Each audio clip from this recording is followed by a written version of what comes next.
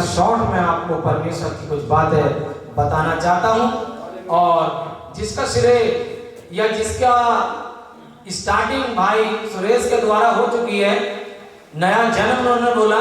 भाई मुकेश ने 2025 में हमें कैसा होना चाहिए, हमें क्या करना चाहिए बोला। आप लोगों ने भी बोला नए विषय के बारे में मेरे साथी, तो मैं भी आपको यही बताना चाहता हूँ और सुनिए, आनंद आ जाएगा।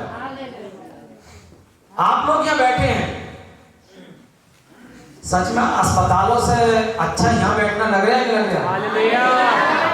अस्पतालों से अच्छा लग रहा है? अस्पतालों से अच्छा लग रहा है। शांति की जगह है, करेंगे का बहन, शांति की जगह। सच बात है, सच बात है। आज आप अगर यहाँ बैठ जाएंगे तो कोई प्रॉब्लम नहीं है। नहीं पता परमेश्वर कितने रास्ते आज तुम्हारे 2025 में खोले। और मुझे बड़ी खुशी की बात यह है कि आज लोग उठे बैठे नहीं कर रहे, आज सब शांति से सुन रहे हैं।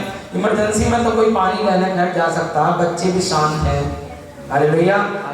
और मैंने भी अपने लोगों के लिए रजाई बिस्तरों का अच्छा इंतजाम करने की कोशिश की है ताकि वो आराम से सो सकें, बैठ सकें। सुबह में नाश्ता जो है हमारी शोभा बहन का है, और दिन में भी जो खाना मैंने बनाने की कोशिश की, इसकी भी कोई आस नहीं थी,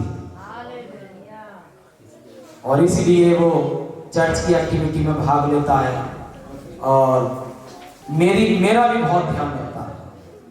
हालेलुया। आज चाय उसी की है, परमेश्वर से आशीष दे, हम सभी को आशीष दे। मेरे साथियों में ज्यादा समय, मेरे तो बहुत बातें हैं, कितनी बातें हैं बताने के लिए अपने भाई लोगों की, लेकिन मेरे साथियों में आपको लूका 5 अध्याय उसका 37 और 38 पद में चलता हूँ ताकि मैं समय से समाप्त कर सकूं। लूका और उसका 5 अध्याय और उसका 37 और 38 पद पढ़िए।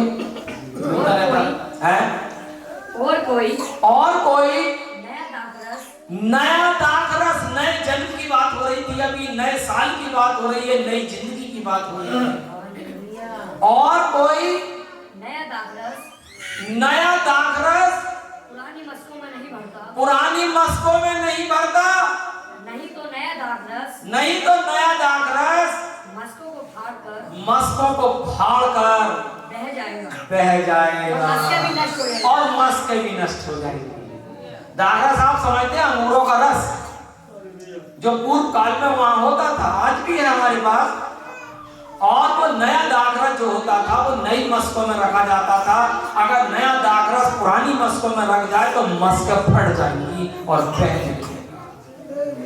क्या आपको मालूम है ये मस्कें क्या हैं और नया दाखरस क्या है? मेरी रूपरेखा तो सुरेश भाई साहब ने बना दी। उन्होंने कहा कि मंदिर है, मंदिर के बारे में उन्होंने बताया, ये तुम परमेश्वर का मंदिर हो। हालेलुया। और नया जीवन तुम्हारा होना चाहिए। अब क्या कहना चाहता है कि नया दाखरस नई मस्कों में रखा जाता, पुरानी मस्कों में नहीं रखा जाता, नहीं तो वो खराब नष्ट हो जाएगा। आपको मालूम है मस्कें क्या है?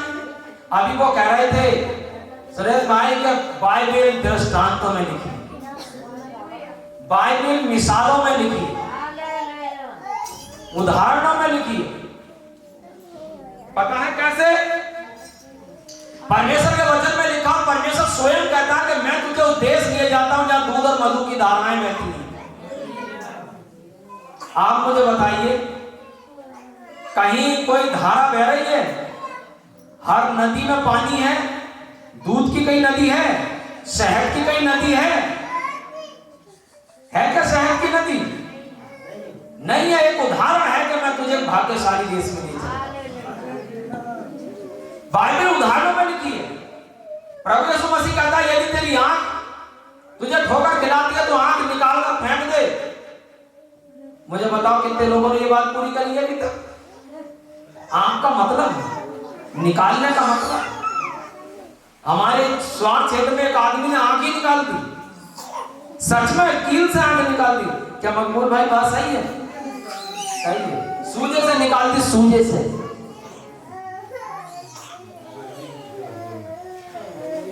तो परमेश्वर का वचन मिसालों में लिखा हुआ है, उदाहरणों में लिखा हुआ है। कैसे लिखा हुआ है कम समय में आपको मैं बताने की कोशिश करूंगा। और आप मेरे साथ पढ़िए भजन संहिता और उसका 55 अध्याय, उसका 9 पद क्या कहता है।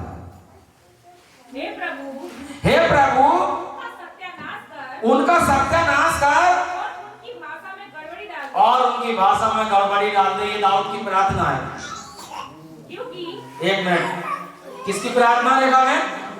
दाऊद की प्रार्थना है। और क्या प्रार्थना है? उनकी भाषा में गड़बड़ी डाल दे, उनका सत्यानाश कर। जब आप शाम को घुटने टेकते हैं तो क्या ऐसी दुआ कर सकते हैं, हे प्रभु उसकी मौत कर दे? तो ये प्रार्थना क्या हुई? लेकिन दाऊद ऐसी प्रार्थना कर रहा। अगर आप मुझे ध्यान से सुनेंगे आज तो आपको आनंद आएगा। इसी का 139 का 21 और 22 पद।